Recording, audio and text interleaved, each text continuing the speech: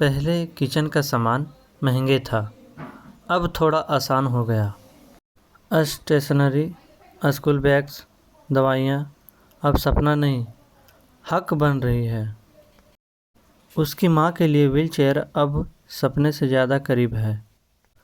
Tractor के parts सस्ते हुए तो खेती में नई रफ्तार आई। इलेक्ट्रिक गाड़ियों पे टैक्स कम हुआ तो पोल्यूशन से लड़ने का हौसला मिला। ये सिर्फ रेट का खेल नहीं, ये एक नई सोच है। तो गाइस, हमारे चैनल को थोड़ा सब्सक्राइब करें, सपोर्ट करें। Thank you for watching.